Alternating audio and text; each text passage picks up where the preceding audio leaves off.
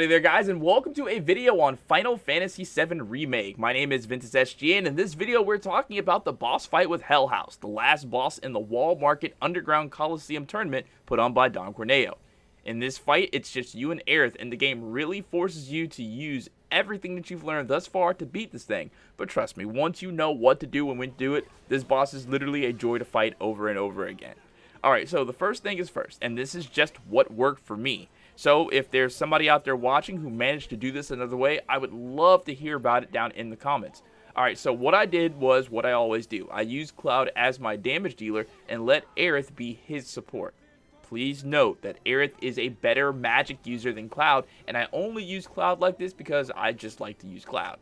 Alright, so materia for Cloud, I used Ice, Fire, Arrow, and Barrier. I had a couple more materia equipped, but I didn't really use them at all, and they were kind of pointless, so those are the main ones that I used. On Aerith, I gave her Prey, which is really good, so you don't have to use mana to heal up. I gave her Barrier as well, so I can keep Barrier going on them as much as possible. Auto Cure for obvious reasons, Ice, and then Healing. Just like with Cloud, she had one extra materia on. It was Assess, actually, which isn't necessary for this fight, but you might want to use it for yourself. Now, the main thing to remember while you are fighting this guy is that he changes his nature often, so using the same attacks on him will not always have the same effect. Keep an eye on Hell House's windows because they will tell you how to attack him. If his windows are all frosty like Christmas, then hit him with fire magic. If he looks like an actual Hell House with fire everywhere, hit him with ice. And whenever he has lightning crackling around him, look at this as a really good thing, so you can use Arrow, and Arrow does so much damage to him.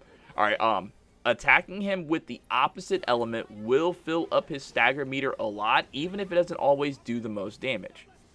Keep a close eye on both your character's mana pool, and before they drop to below 12 mana, use Others. Trust me on this one, it makes this fight so much easier. It's good for you to know here that blocking does raise your ATB meter. So when Hell House starts shooting chairs and crap at you, don't look at this as something that's annoying. Look at this as a good thing because you get to charge ATB without like really risking your life or anything like that. Because the chairs, they're just going to do like 50 or 20 damage to you each. And all you got to do is just hold the block button and you get ATB charge. Alright, so right at the beginning of this fight, start by attacking with both Cloud and Aerith. Run right up to the front door and whack it with Cloud until Cloud gets his first ATB charge. It's around that time that the Hell House will have his first element change, and this is the most instructional time during this fight because he's pretty much on easy mode compared to later on in the fight. So when you see him shift elements, use your magic user to destroy him.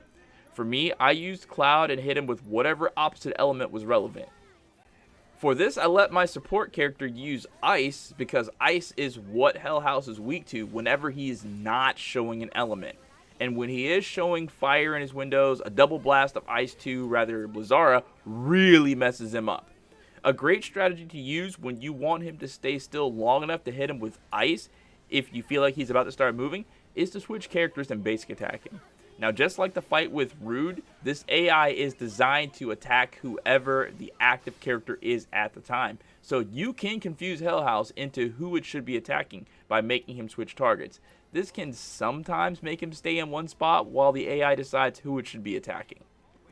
Now, whenever you do get Hell House staggered, Infinity's End is amazing to use on him at the cost of 2 ATB charges. And even when you don't have him staggered, and he is vulnerable to melee damage, Infinity's End is good because it gives you frames of invincibility on the windup.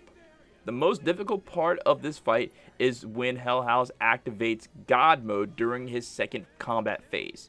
In God mode, Hell House has a barrier around him that pretty much makes any attack against him do far less damage than normal, and the game suggests that after it ends God mode, it will be much easier to stagger, so keep that in mind. Now, when it does sprout arms and legs and goes after one of your characters in second phase, this is great because you can switch characters and blast it with the other one when it's like charging after another character. This is partly why I use Cloud as my magic user for this fight because his sword will not always work, while Aerith's basic attacks will always work. Whenever Hell House uses the ability called Hospitality and opens his front door, he will try to inhale one of your characters. just do your best to run away from this, and if you're not too close, you should be fine. I actually don't have a real strategy on how to fight this attack, so if you know one, please tell me down in the comments. There was only like one time while I was teaching myself how to fight Hell House where in the second phase, he used it, and I destroyed him with Cloud's basic attacks while he had Aerith locked up inside. The only real thing I can tell you about this is while he has one of your party members trapped, the other one can attack the crap out of him, or use ATB to heal up, or wait to heal the trapped character once they're released. When you see Hell House jump on the second level and stay there, basic attack him with Aerith until she has ATB and you can magic him with Ice, or if he's showing a specific element. See this time as a free attack, but be careful of the chair salvo when he shoots the chairs.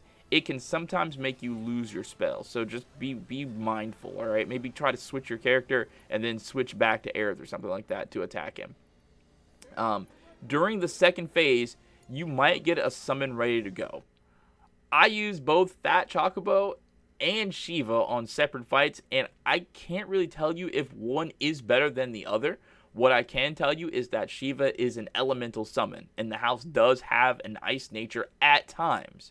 Fat Chocobo has no elemental nature, so you can make your decision on which one you want to use. I mean, honestly, maybe one was better than the other, but I can't really say that, oh yeah, when I used Chocobo, it was so much better than Shiva, or if I used Ifrit, it was so much better. I can't tell you which one. They all seem the same to me.